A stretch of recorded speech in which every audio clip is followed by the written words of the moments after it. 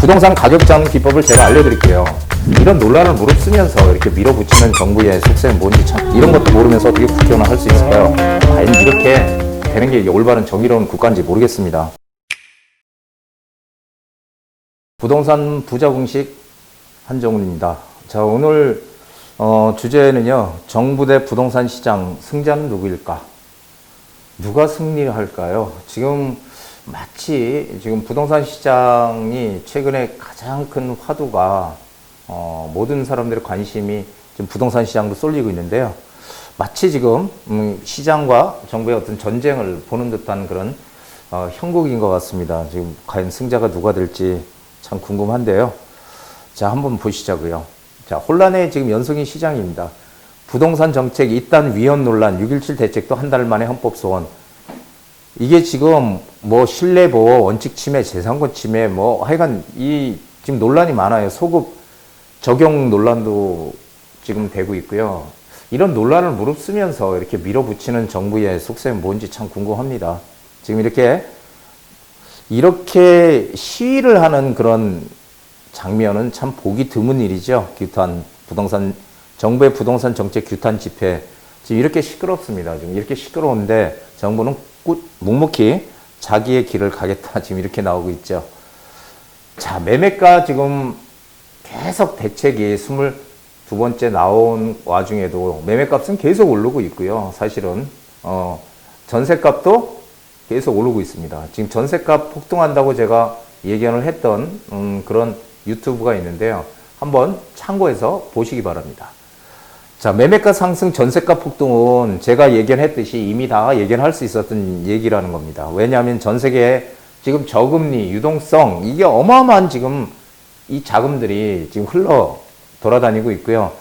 이 돈들이 경제가 지금 안 좋은 상황에서 부동산 쪽으로 유입이 되고 있다는 겁니다. 돈이 많이 풀리면 어떤 현상이 벌어져요? 인플레이션이 생기잖아요. 인플레이션을 해지하는, 방어하는 가장 대표적인 자산이 부동산이잖아요. 그러니까 전 세계에 있는 모든 사람들이 전부 머리가 둔한 사람들이 아니라는 거죠. 그래서 막대한 유동성 자금이 유입이 부동산으로 되면서 전 세계에 많이, 우리나라뿐이 아니라 전 세계적으로 부동산 가격이 지금 많이 오르고 있는 시점이다라는 얘기죠. 이 일이 이미 예상할 수 있었던 얘기라는 겁니다. 자, 그런데 김현미 국토교통부 장관이 어떤 얘기를 했어요? 왜 유동성이 과잉으로 공급되고 최저금리가 지속되고 있어 상승 국면을 막아내는데 한계가 있다. 벌써 알고 있다는 얘기입니다. 이게 투기꾼들, 다주택자들이 집값을 교란하는 게 아니고 돈이 시중에 많이 풀리니까 집값이 올라간다는 걸 인정을 한 거잖아요. 그런데 왜 다주택자들이 투기의 주범이 되는지 저는 전혀 모르겠습니다. 자, 전세가 폭등도 이미 예고되어 있습니다. 제가 전세가도 얘기를 오른다고 전세가 폭등할 것이다라는 그 동영상도 띄워놨죠. 그 동영상도 보시기 바랍니다. 임대차 3법, 분양가 상한제 임대주택 등록등 시장에 매물이 잠길 것이다. 그렇게 되다 보면은 전세를 눌러는 사람들이 많을 것이다. 라는 얘기를 드렸어요. 이미 다 얘기했던 얘기죠. 자, 분양가 상한제 시행하면 청약 대기 수요가 전세로 거주하죠. 로또, 맞으면 로또니까. 옛날에 판교에 당첨된 사람들이 로또 맞았듯이 이런 기대감을 가지고 전세로 머물러 있을 것이다 라는 얘기고, 또 임대차 3법, 이게 정말 저는 악법이라고 생각하는데 서민을 위한 법이라고 하죠. 임대차 3법 8월 중 시행할 겁니다. 전월세 상한제 계약갱신 청구권, 전월세 신고제 의무화 이렇게 돼 있죠. 전월세 신고제 의무화. 자, 시행되기 전에 미리 전세값 올려 시장에 지금 매물이 있습니까? 없습니까? 전세 매물 없어요. 풍기 현상입니다. 완전히. 2000세대가 넘는 단지에도 지금 전세가 없다는 거, 이거 아시고 계시나 모르겠어요, 지금. 왜 자꾸 이런 대책들을 내놓으면서 전세가를 오히려 더 이렇게 끌어올리는지 참 의문스럽습니다. 자, 임대차 3법 시행 누구를 위한 대책이에요? 서민을 위한 대책이라고 하죠. 하지만 결국은 이 대책은 서민을 위한 대책이 안 될 것이다라는 게 제 판단입니다. 전세 물량은 갈수록 줄어들 것이고요. 지금 똑같은 현상입니다. 전세 놨던 게 지금 반전세로 가든지 아니면 월세로 전환하고 있습니다. 왜냐하면은 세금을 많이 내야 되잖아요, 지금. 우리가 세금공화국입니까? 세금을 많이 내야 되니까 그 세금을 충당하기 위해서 월세가 필요한 거죠. 예, 월세로 전환을 한다는 겁니다. 지금 이 월세 전환 가속화될 거예요. 그래서 내 집 마련을 위한 교두보, 전세제도라는 거 우리나라만 있는 제도다. 그래서 상당히 유용한 제도다. 이런 얘기를 많이 드렸는데요. 이 전세는 내 집 장만을 하기 위해서 전세로 살면서 돈이 어느 정도 저축이 되면은 전세금을 빼서 내 집 장만하는 이런 집을 마련하기 위한 교두보였었는데 이 전세 제도가 사라지게 된다는 겁니다. 이게 되면은 시간이 지나면 왜 전세 안 넣을 거니까 전세 누가 넣습니까? 그렇게 강하게 임대료 규제하고 임대료 통제를 하는데 바보가 아닌 이상 안 넣겠죠. 전세가 사라지면요 서민 주거 부담이 커져서 부장이 오히려 더 커지는 겁니다. 그러면 이제 어떻게 전세 사라지면 전부 다 월세로 살아야 될 거 아니에요. 선진국들은 프랑스나 영국 같은 선진국들은 월급의 거의 한 3분의 1 정도가 아니면 4분의 1 정도가 월세로 나간다고 해요. 우리도 그렇게 되길 바라는 겁니까 지금?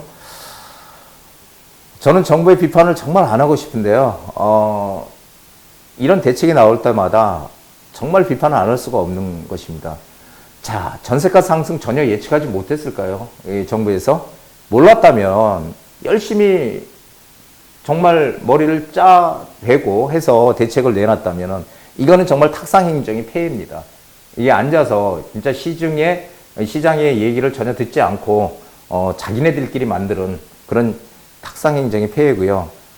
또 하나는 지지자들을 위한 다주택자 때리기가 아닌가 하는 생각이 드는 게 다주택자의 순기능이 있다라는 얘기를 제가 드렸었죠. 다주택자도 정부의 임대주택을 대신 공급해주는 공급원의 역할을 하고 있다라는 얘기를 드렸는데 이 무조건적으로 이 정부의 부동산 정책의 실패를 다주택자들한테 그냥 다 몰아세우는 이런 그런 어떤 프레임을 씌우는 이 정부 과연 이게 정상적인 지금 이 상황인가 하는 게 참 의심스럽습니다. 자, 밀어붙이기식 거대 야당의 폭주, 집값 폭등, 문정부 아닌 통합당 때문, 또 남 탓하는 여의원들 이게 이렇게 돼 있는데요. 자꾸 남 탓할 필요 없는 거예요. 지금 이전 정부에서는 규제가 상대적으로 작았는데도 가격이 작게 올랐고요. 지금 정부는 규제가 역대급 규제를 함에 있음에도 불구하고 오히려 가격은 폭등한 건 누구 책임이에요? 지금 현 정부의 책임이지. 이걸 갖다가 자꾸 남의 탓을 이렇게 하면 안 된다는 겁니다. 자, 그리고 이게 뭐 말만 하면은 뭐 이렇게 협치 하잖아요. 야당하고 협치 좀 하세요. 야당하고 협치를 해야 뭔가 국민들이 납득할 수 있는 그런 대책들이 나오는 거지. 졸속으로 무조건 만들어내고 어떻게 얼마나 바빠서 이렇게 하는지 모르지만은 무조건 다 지금 밀어붙이기 식으로 진행을 한다는 거죠. 자, 부동산법 폭주, 심사도 않고 무더기 통과 이렇게 돼 있죠 지금. 그래서 뭐 야당 의원들은 다 퇴장하고 이렇게 했답니다. 뭐가 이렇게 엄청나게 급할 게 뭐가 있어요? 어차피 하나하나 상세하게 이런 것들을 충분히 공감을 서로 간에 나누면서 뭔가 국회에서 해야 되는데 국회의원이 할 일이 뭡니까? 이렇게 물어붙이기로 하는 게 국회의원의 정상적인 할 일인가요? 저는 이게 완전 폭주라고 생각을 해요. 무조건 인원수로 밀어붙이겠다. 자, 상임위 세거서 의회 절차 다 무시한 채 종부세 인상 등 부동산법 11건을 단독 처리했다. 과연 이렇게 되는 게 이게 올바른 정의로운 국가인지 모르겠습니다.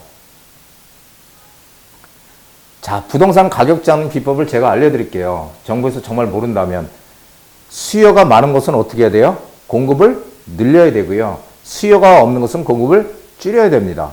그러면은 부동산 시장 안정화될 거예요. 이것도 모릅니까? 이거 중학생만 되면 다 아는 수요 공급의 원칙이거든요. 수요가 많고 공급이 작으면 가격은 오르고요.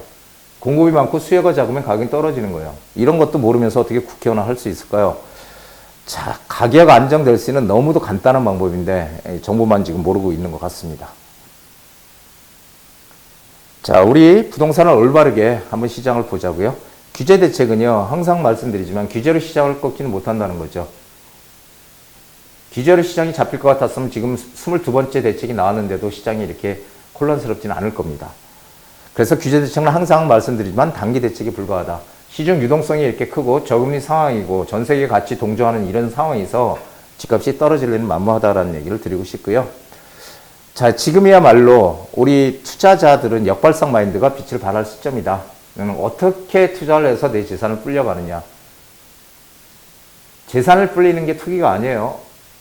합법적으로 이 대한민국 사회에서 민주주의 사회에서 할 수 있는 하나의 재테크 수단입니다. 물론 집을 갖다가 막 10채, 20채, 30채 가지고 있다면 그건 좀 문제가 되겠죠. 하지만 2주택, 3주택 가지는 사람들이 무슨 다 투기꾼입니까? 자, 내 돈을 불릴 수 있는 틈새 시장이 어딘가 좀 찾아보시기 바랍니다. 지금 항상 아무리 위기가 오고 경제가 안 좋더라도 돈을 투자를 해서 이익을 내는 사람들은 항상 존재하는 거죠. 아무리 좋은 기회가 있더라도 투자를 못하는 사람은 항상 존재하는 거고요. 거기서 어떻게 우리가 틈새 시장을 찾을 수 있느냐. 자, 재개발에서 해제된 지역에 투자해라. 이 얘기를 제가 한 1년 반 전부터 드렸습니다.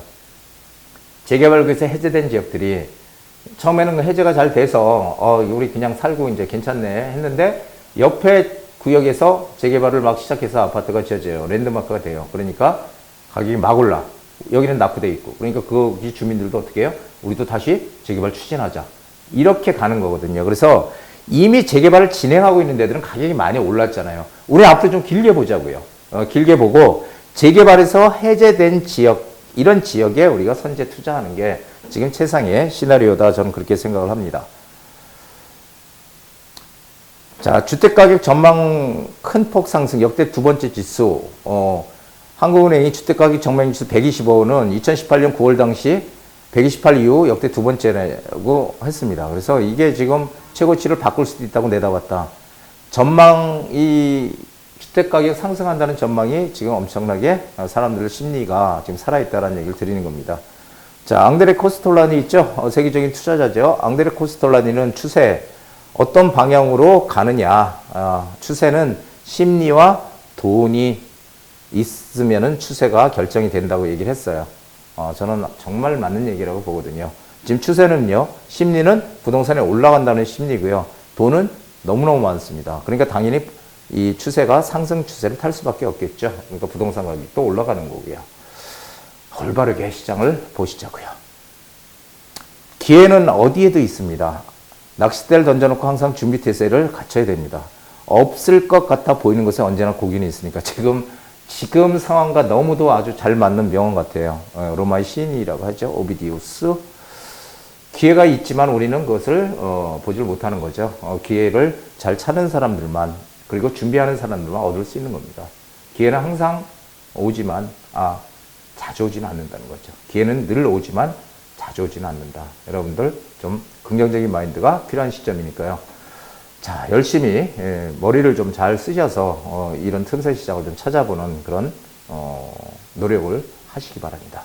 다음 주는 제가 한 주 쉴 것 같고요. 휴가 때문에 한 주 쉬고요. 다다음 주에 다시 한번 뵙도록 하겠습니다. 자, 오늘 여기까지 하겠습니다.